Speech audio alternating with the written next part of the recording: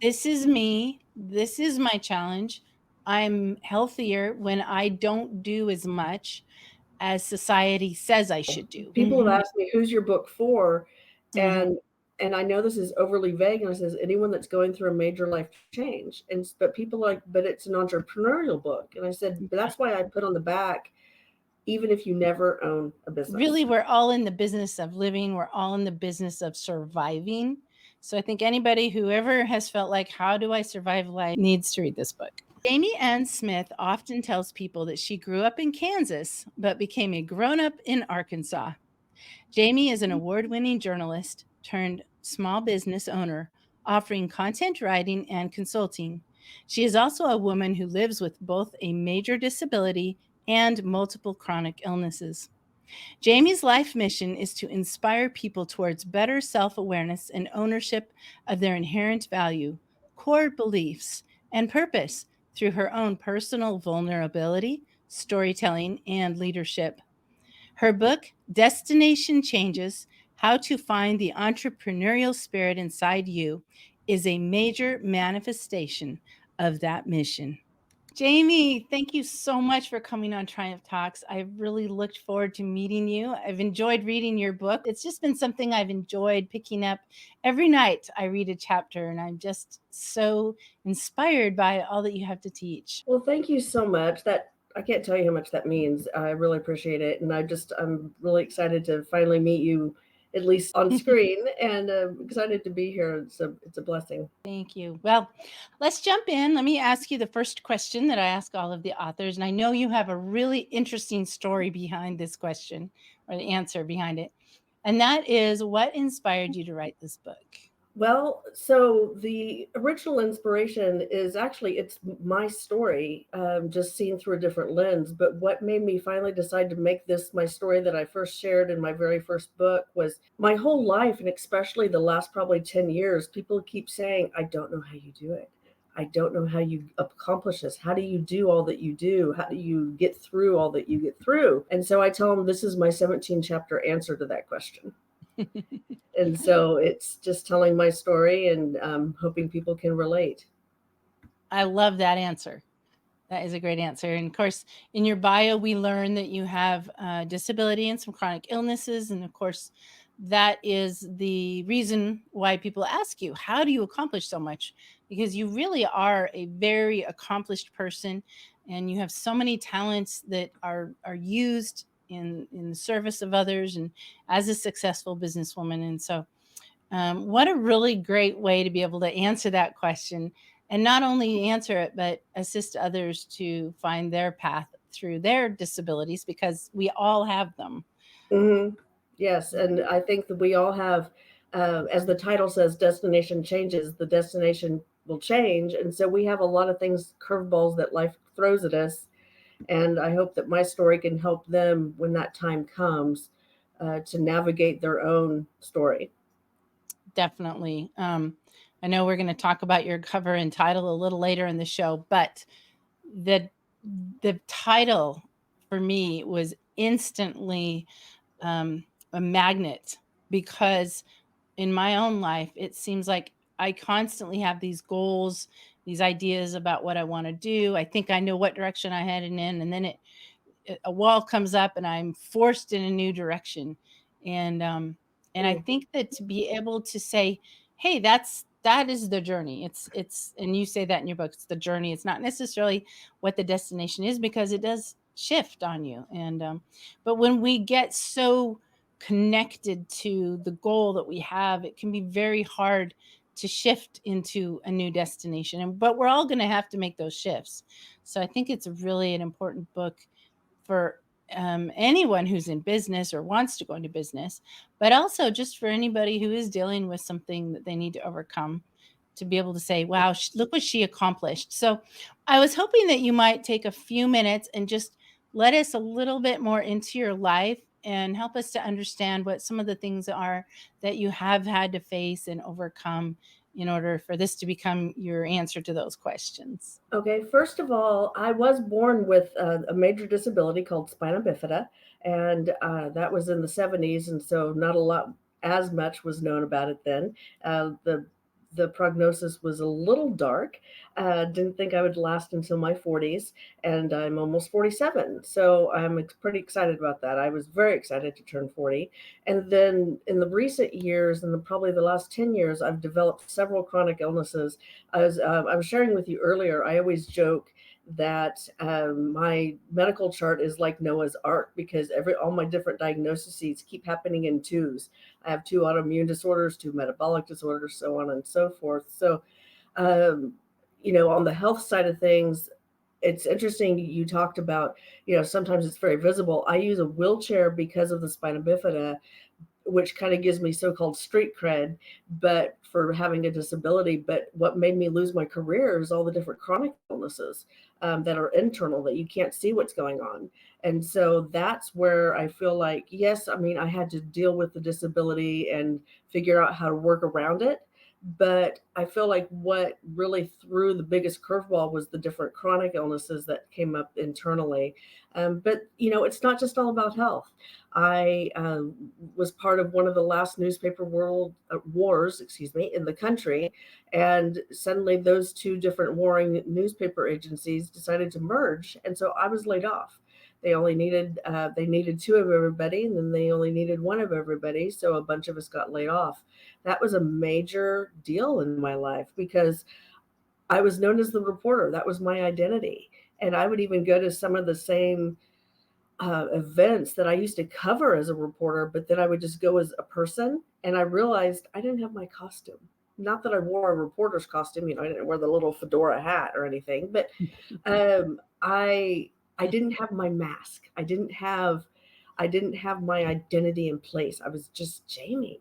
And so how do you deal with that? How do you deal with being just this person that's there instead of who people see you as being? And so that was another major curveball and just crisis of faith. Figuring out I was raised in a Christian home, but in a faith home, but I, didn't always live that lifestyle.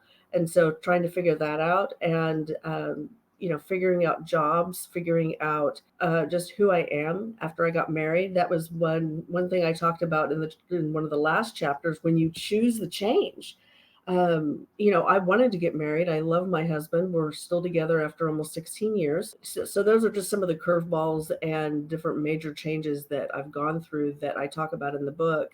And I do talk about COVID, but don't think of it as the COVID chapter. That's what I'm really hoping people don't Yeah. do. Yeah. You I don't have think to we sugarcoat it. all endured that trauma.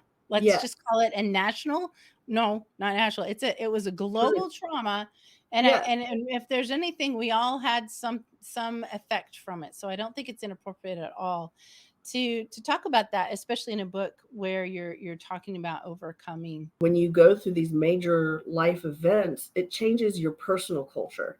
And I know that's kind of a weird concept, but I've really learned that idea as being an entrepreneur and a solo entrepreneur. I'm a company of one. And so I still have a company culture. Yeah. So adapting that as part of your world was really important to me to stay sane. But also, I wanted to help people figure out how to do that in their own life. Yeah. That's been the big thing for me throughout the whole book. Is at the end of each chapter, I have reflection questions that ask them, okay, so what's your version of this? What does this look like for you? Well, and that sets up perfectly the next question, which is, what do you hope people will take from reading your book? So just that, I want people to be able to read the book, and yes, I want them to enjoy the story. I want them to, maybe laugh a little bit about the little girl that sold roly polies, the Babysitters Club, and all these different things. But mostly, what I want them to do is look in the mirror. And there's even a point where I tell them to look in the mirror. I know this is cheesy, but I tell them, look in the Mhm. mirror. When you think of what an entrepreneur looks like, that's you. That doesn't mean you're ever going to start a business. You may never start a business. And that doesn't mean that you don't have the heart of an entrepreneur. That means that you have these skills and this tool set that you can use to adapt and to take control of what's going on in your life, or to Yeah. know when to give up the control. Yeah, that's so true. And if anything, life is business. We're in the business of living and Right. and finding our way through. And so, Well, if you don't mind, I have your book over here on my shelf. I'm going to grab it. No, I don't mind at all. At this I point in my questioning, I like to kind of share with you what I took from reading your book, and it was really, like I said, I really enjoyed it, and I can say I read it carefully and slowly because mm, there's just so much to learn. And so, like I said, I mean, every night I would read a chapter, and I am not a respecter of books, and I dog ear the heck out of my books. But I oh, find something I love, I highlight, I write, I dog ear it.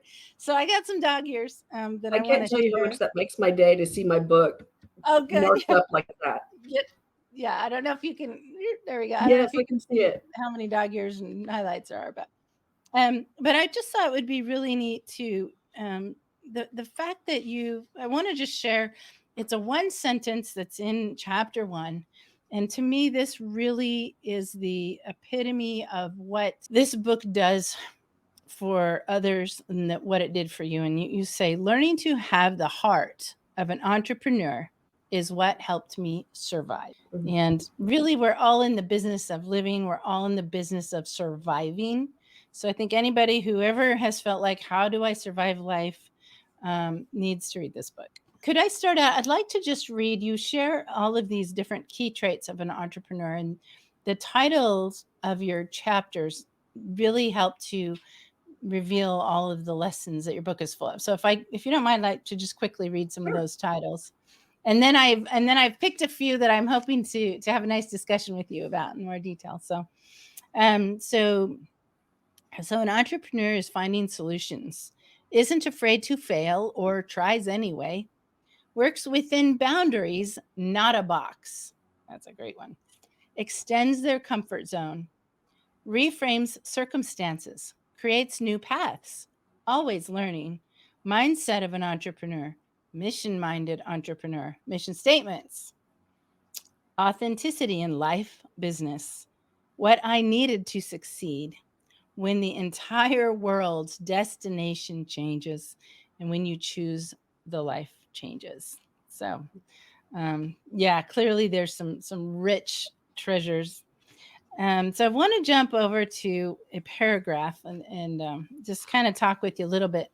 This is from the chapter that's titled Isn't Afraid to Fail or Tries Anyway. It says, I was scared to try new services. I was scared to market myself. I was scared to look stupid or incompetent. It was because the stakes were higher. Do you ever feel that way? That you're more afraid of failure when you care more about reaching the goal? And I highlighted it and I wrote, yes, because yes, it is so true. I mean, and you point out, yes, as an entrepreneur, we shouldn't be afraid. But you also say, but at least don't be afraid to try. Because the truth is that when we care about something, there's a little bit more fear there of wondering. Yeah, I think that was a really important point that you make. Would you like to talk a little bit more about that? A couple of things there. I'm very open about the disability, and I'm very bold when I talk about it, and I'm not trying to elicit sympathy or any kind of emotion. I'm just very bold about it. But the fact is when you have a very visible disability, people doubt your competence. And when you're a woman, sometimes, although this is getting much better in today's society, people doubt your competence. And so, as a woman with a disability, I knew that I was facing that. And so, I had that in the back of my mind when I was going through all of this. And it is something very real that I still deal with. But at the same time, I think that it felt like at the time, and this is something I'm working on now, but it felt like if my business failed, I failed as a human being. I'm really learning that that's not necessarily true, that my Wow. works is not my value. And I've accomplished so much, but that's not where my value lies. And so that's something I'm really working on now. But I didn't even have that mindset when I wrote the book, back when I Wow. wrote that chapter. That is so important. I think that's got to be just a human weakness that we kind of go to if we fail at something and we just take it all in.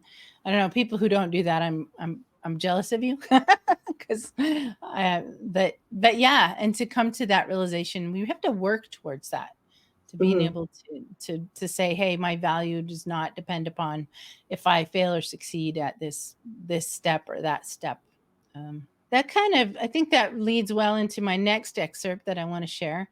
And this is from a little farther in. It's chapter 9. It creates new paths. And you write, so for me, new paths have been leading to smaller goals that I had set along the way. While I admit my mindset usually thought of them as steps towards long term goals that ended up changing, I've learned to think of them as paths to getting to the next step in my journey, with the realization that it would not necessarily be forever. And Yes. I think when you talk about feeling like failure, I know, for me, when my path has to change and I have to create new paths, there's always this feeling of failure that initially that I've learned to overcome it in time, but I think you've articulated it really well, which is to say, I thought I had this end goal, but it ended up just being a step toward in my journey, and the journey is going to go where the journey is going to go, right? Right, exactly. I think that when I was experiencing that, and I mean, I still experience it, but when I experienced it and wanted to write that, it was going through so many different situations where I thought I was working towards a specific goal, but really those paths were leading me to a different juncture in Yeah. life. Yeah. And what's the two, oh, it used to be my favorite poem. We're talking about two different paths, and Divergent in the woods. Yeah. yes, and I ended up taking the one I didn't plan on. Yeah. Well, and again, that just comes back to your title. Again, I just think we all can relate to this experience in life, that our destinations are constantly changing, and we Hmm. got to realize at some point, I think as we mature, we come to realize that just because the destination changed doesn't mean I failed. And um, another topic that's in your book, and this is one I really want to talk to you about. It's under chapter 11, Mindset of an Entrepreneur. It talks about imposter syndrome. Mm-hmm. Yeah, so I actually highlighted a couple things here. If you don't mind, I'm going to pop around just to put the material out there and then have you talk Sure. about it. So it says right here, it says imposter syndrome is when we feel in our gut that we don't belong in a situation, like we haven't earned it, etc. The truth about imposter syndrome is that everyone gets it at some point. We all feel unqualified or unfamiliar, which can often negatively affect our performance, furthering our negative beliefs about ourselves. So I'll pause there. I've got a little more here, but boy, imposter syndrome is. I think that anybody who's starting out on a new section of a path, especially when you're new at it, that imposter syndrome is just. I think we all wander around feeling that way. Like you said, everybody feels Hmm. that way. Hmm.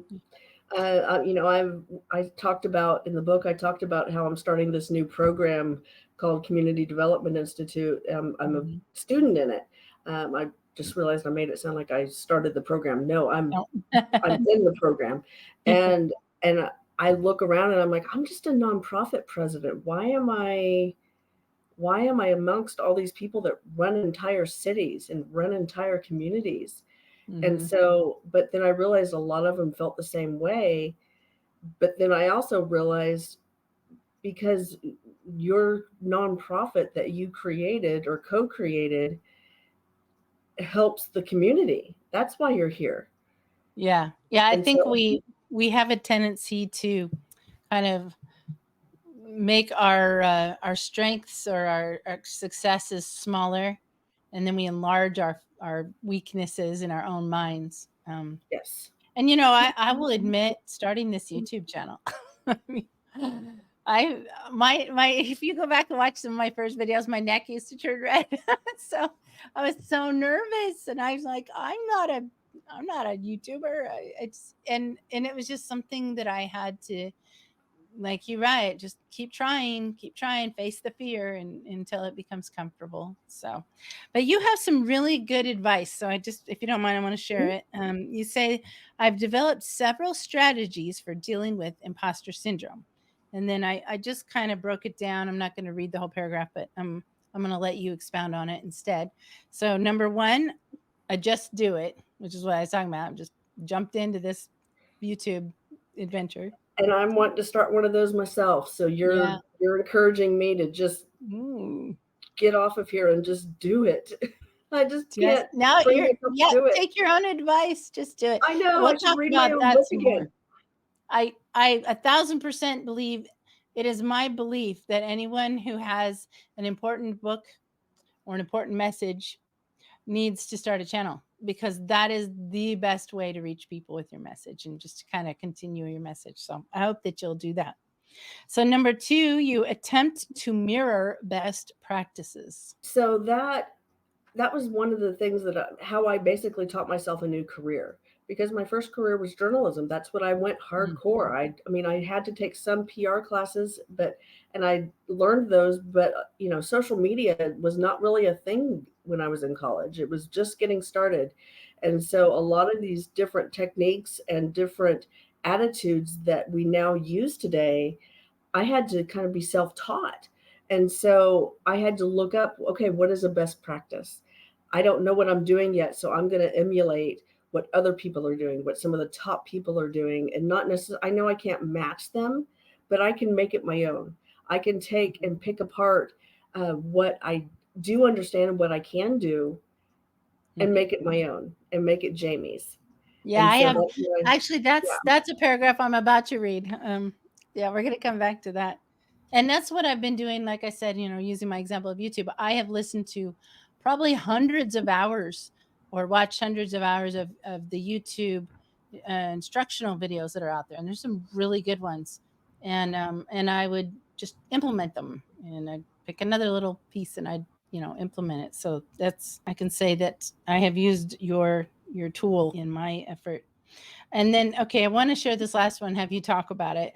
You have a grounding tool. Would you share your grounding tool that you use for imposter syndrome? different people use different things. I actually have a little heart rock that it's almost like my own fidget spinner that Yeah. helps with anxiety. That's one grounding tool, but then also just different tools because especially when you live with anxiety, your head gets all up in here, uh, Yeah. and just you need to ground it and kind of bring yourself back down into your own head, instead of having all the thoughts swirled around you. And so that's basically what I do is just, prayer, the fidget heart. I call it my fidget heart. I forgot what it's actually called, but Yeah, well, let me read from this, because sure. I really love this. You say, in this case, I will often wear a necklace with a charm that says, Oh, I yes, am the enough. necklace. I fidget with it when I'm feeling anxious or insecure. You can even see me doing this in my TEDx Dickinson Street talk. And I'm like, I love it. She even took it Yes, on I knew I stage. was forgetting something. Yeah, that's good. So yes, I do have, and it has little charms on it that says "I am enough." And I Mhm. wore that when I mentioned the CDI, I wore that every single day of the first year of the conference, of the first year of this institute. And I even told people later, I said, you know what? I struggled with imposter syndrome and you guys made me feel welcome. But I said, I've been wearing this. I pointed out, I said, I've been wearing this entire time. Yeah, I And love it. so What a this year, for the second year, I didn't have to wear it. You're growing. I love it. Yes. I So don't have yes, any that red was one. neck anymore. If I'm red, it's sunburn. It's not. Yeah. Not anxiety, right, Yeah, right. exactly. So, I'm gonna straighten my I nose. I still love that necklace. I love that. I just think that's such great wisdom. And then, of course, there's one more little bit in this chapter that you kind of started to go towards, and I wanted to touch on this more too. So you talk about how other times when you're nervous, you don't feel like you're as good as maybe the other people that are professionals or have done what you're doing. And then a friend gave you this mantra, I would call it. It's a mantra. And it's a saying that says, give them Jamie. Mhm. You say you've even turned it into a hashtag. The idea behind hashtag give them Jamie was and continues to be that only I, Jamie, have the unique perspective that I have. I may not have the same experience as others, but what I do have is special only to me. That is part of what I do to bring, when I talked about the anxiety and the being, all the thoughts floating up here, that's one of the things I remind myself of, is to give them Jamie, that I Yeah. can't give them some other person's expertise because I'm not that person. I can Yeah. give them Jamie. I can give them my own unique take on it, my own unique thing that makes me who I am, but what makes me different from everybody else. Yeah, I love that because that's really putting that value back on you and the uniqueness. And it's true. Nobody will think or deliver the ideas the way that you do. And your book is just so entertaining to read, and it's very conversational. You're like, stay with Mhm. me, and I love that. That's like I said right here. It says this concept needs an introduction, so bear with me. And I love that. It's just like you're just a friend talking, but really bestowing just this amazing advice. And so the last chapter that I wanted to talk with you about, and then we'll move on to the next question, comes from chapter 14. So you say, having sat through many, many workshops that talk about work-life balance, I wanted to tell you that, to be blunt, that's crap. I just laughed out loud when I read that.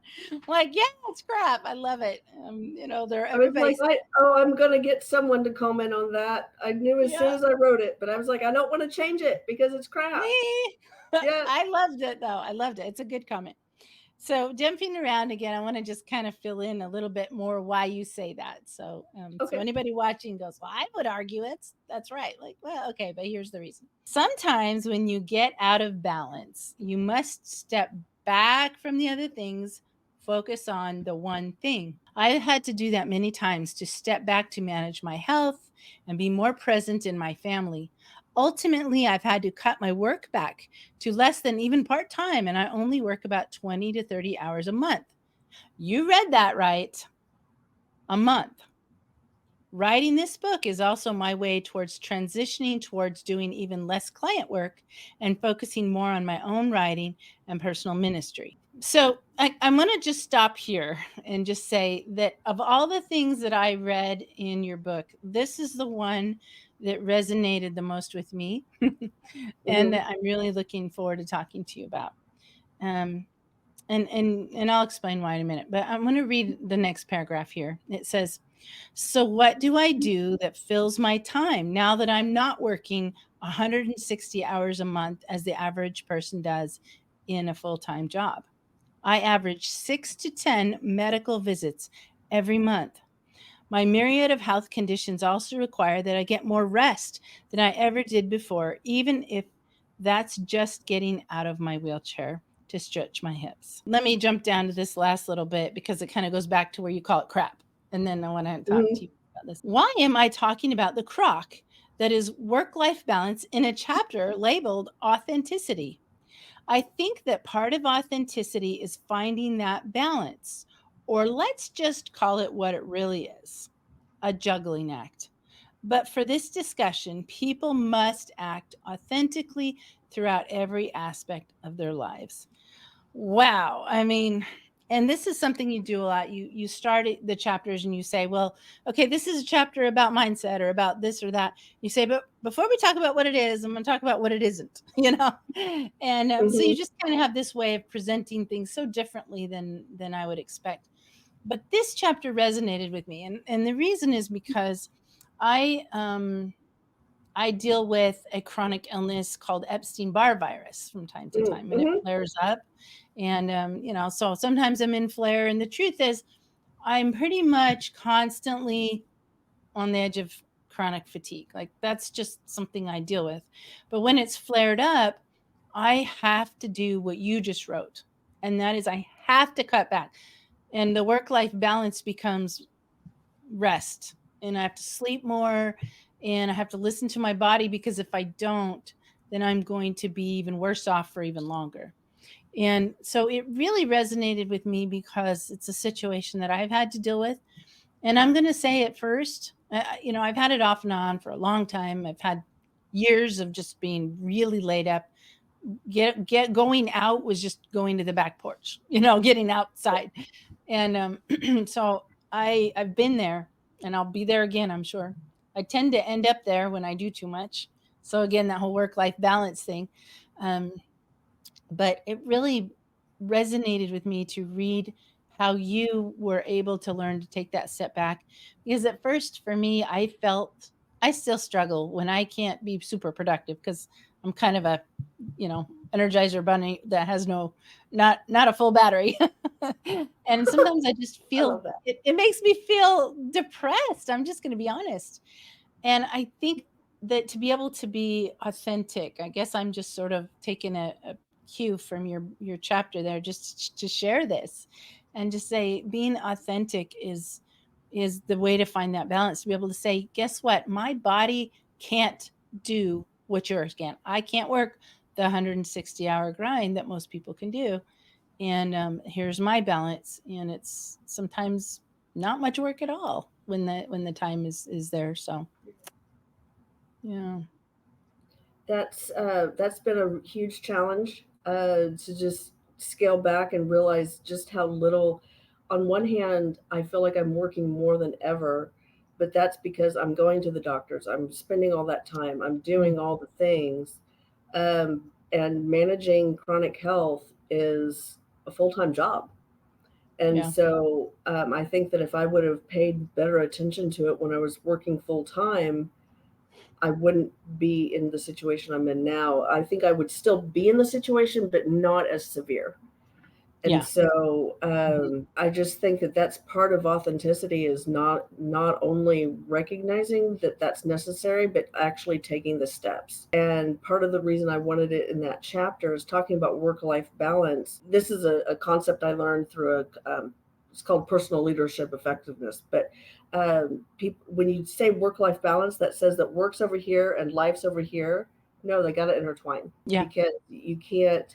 I mean, when I make my to-do lists, I mean, I do break it out sometimes, like by client or whatever, but that's mostly for billing, to be honest. Yeah. My day-to-day list, I have to accomplish all of those things in the day. And I actually get real excited now, and I can't believe I'm even admitting this, but I am almost 47 years old, and I'm very excited that I get to mark off that I took out the trash right before this session. Yeah. So I actually accomplished taking out the trash. And that's such a minute thing, but when you live with chronic illness, it's a big old thing. Chronic illness is on the rise. And I could dive into a whole show about why I think that is. You know, I think it has everything to do with the toxins in our world, the toxins we're eating, drinking, breathing, you know. But reason for it aside, I think more and more people are dealing with some kind of chronic illness, and they need this, I'm going to just call it a permission slip to say, Mhm. this is me. This is my challenge. I'm healthier when I don't do as much as society says I should do, you know? Right. And there's ways to do less and still contribute and still reach your goals. And like your book says, you know, the destination might change. Your goals may shift, but you can Mhm. still set great goals that you can be excited about and that bring purpose. And yeah, I just really felt like that chapter was especially important. Like I said, it resonated with me. Oh, I'm so glad. I'm, Yeah. I'm glad that something resonated with you, and that it's helping you on your journey. I'm just glad I get to share your book so other people can get this help. So let's move to the next question, and that is to talk about how you came up with the title. You've got a really fantastic title, so I'd love to just hear a little bit more about your thought process in deciding on that title, and we're going to talk about the cover of your book. Okay. So the title actually cracks me up a little bit, because every time I'd have to categorize it, like on the internet or I'm uploading it, and the algorithm or whatever service always tries to put it in travel. Yeah, I thought that's where No, you're no, going. I'm like, no, oh, not even close. I no, should it's a leave it in business travel book. just to see what people do. That's No, I'm not funny. going to do that. But the reason it's called Destination Changes is because we've all heard that saying that life's about the journey, not the destination. But here's what they don't tell you when they tell you that saying, is that the destination changes. Yeah. And so we have to realize that. And so, and then the cover, the reason it has a mirror, and I alluded to this earlier, and I mean, I almost took off the mirror because I was like, oh, that's just so cheesy.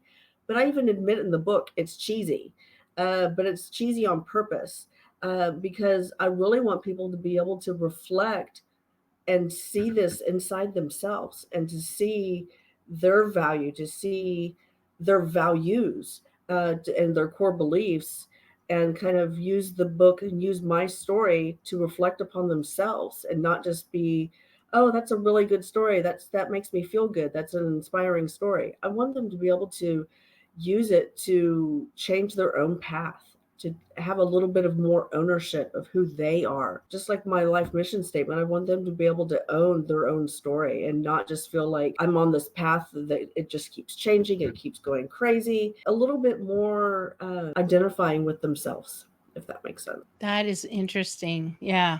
I love that, to just kind of say, "Hey, this is a reminder. It's just about you and your journey." Yeah, and you've done a good job of really helping people to look inside themselves and and like I said, resonate with the things that you're talking about, because while it comes across as a business book, right? You get the word entrepreneur throughout. That's been an interesting struggle. People Mhm, have asked me, "Who's your book for?" mhm. And I know this is overly vague, and I says, "Anyone that's going through a major life change." But people are like, "But it's an entrepreneurial book." And I said, "But that's why I put on the back, even if you never own a business."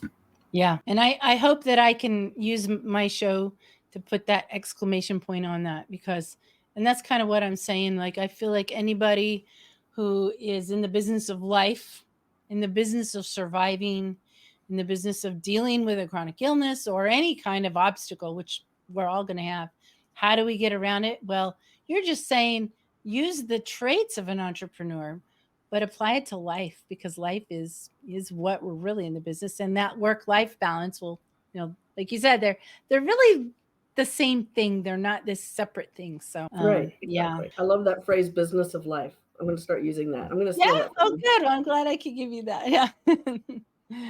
Yeah. Yeah. And so, all right, my last question for you, and I hate for this to come to an end, I've really enjoyed it, is what advice do you have for aspiring authors? Find your tribe. I talk about that in the book, for dealing with life changes, but that's important. Find your support and people that are going to encourage you and hold you accountable. But support and people encouraging you is going to be vital. I also, I mean, I know this is cheesy, but just do it. I finally had to schedule, like, I went and went to a local hotel even, and just because I was so, I work from home, so I had the four pets, I had the housework, I had my business, I had my family, I had all these different things that I don't want to call distractions because they're part of my life that I love, but they were distracting me from the business of writing my book. And so I was really blessed that my husband said, Jamie, just get the stupid thing done already. This was last year. He said, just take a step back in your business, take the advantage of losing a couple clients and get the book done. And so that's what I did. Okay, this is my advice, but I'm terrible at doing it. So I almost don't want to say it, but it's good advice. So I'm going to say it anyway. Okay. Treat yourself like a client. That's because as a Mm, writer, I still get in this mindset. I work on client stuff during the week, and then on the weekends I'm like, oh, I work on my stuff like it's my hobby. No, Jamie's notebook and Jamie's writing for under Jamie Ann Smith is part of my income. So I need to treat myself like a client and arrange time and yeah. outline it. This isn't a hobby that I do when I get around to it. This is something that's important. And if you want to write a book, whether it's a sci-fi fantasy novel with fairies dating dragons, I don't know, um, or it's a more personal development book like mine, it's important. It's important. Your story is important. We learned, even people are like, well, my fantasy book's not important. Well, it's important to you, first of all. Sorry, I'm trying not to get on my soapbox here. It's important to No, you, it's first of all, good. but we learn so much through telling stories, so much Yeah. about ourselves and about the world through telling stories. Amen. And that is why I Your am a story needs to publisher. be told. I want people to tell their stories. I just think that is the most important thing you can do for the world and for other Yeah, people. absolutely. Absolutely. Wow. Yeah. I completely agree with that. And I Yeah. think that people can take harsher lessons when they perceive it as a fictional book, as a fictional Yeah. story. Interesting. Yeah. You can definitely weave in all your lessons into a character and And yeah. it feels less preachy. Yeah. Yeah. So, so That's that's my interesting. advice. That's great advice. I love that. I'm going to remember that. Treat yourself like a client. And that is so true. Give yourself the carve out schedule. And, some people call it self care, but in this case, it's as it relates to advice for authors is to say, hey, you know what? Your book matters as much as anybody else that you're serving. So give yourself that time. Think of yourself as your own ghostwriter in that sense, Exactly. because I That, ghostwrite for people, or I have, and I have to think about how do I schedule my time so that I fulfill my obligation to my client who's hired me to write a book. Well, to those who are looking to write a book, maybe you haven't done that before, but you definitely understand that the principle is the same. It mhm, is. Yeah. absolutely. Well, Jamie, it has been a pleasure to meet you and talk to you. I think we could probably talk for hours about all of the philosophy and wisdom that you've put into your book and learned from your life. And just thank you for being authentic and sharing your, some of your disabilities and how you've overcome them or learned to live with them. Sometimes we don't ever really, get over them all the way, but you Hmm. are truly inspiring. Well, thank you. I appreciate that. And I appreciate the invitation to come on and talk about it. I've really enjoyed getting to know you. Yeah, and I encourage you start that YouTube channel. When you do, come back on and talk about it, and that way people can know that you got one up and running. Oh. And I've actually started my second book already. Hey, do you have a title? Words matter, or no, I'm sorry, words mean things. Talking about the one word practice and what those different words have meant for me. Uh-huh. And so each chapter is going to be a different word that I've chosen over the last dozen years or so. Oh, I But what I like want it. to do, the reason I brought that up is because it's going to work into the podcast. I'm going to have the podcast or YouTube channel is probably what I'm going to do. I don't want to mess with a full podcast, but uh, Yeah. the main focus is going to be people coming on and telling their stories of how they got through major life changes. But then I also want to have one word Wednesdays where people talk about their word of the year and what it's inspired them to do. Oh, I Oh, love that. I would love to listen to that. That is so cool. Do you have a name for your podcast or your no, channel? and that's what I need help with because since it's All right. combining those, what keeps coming to my brain is our stories matter Yeah, I because it's love it. people coming on and telling their own stories. Yeah, I think that's great. I love your concepts. Well, I look forward to you becoming a YouTube star and helping people tell their stories. That's just wonderful. I love it. Well, thank Thank you. I you for appreciate sharing it. your story on my channel, and I hope to have you come back. Thank you.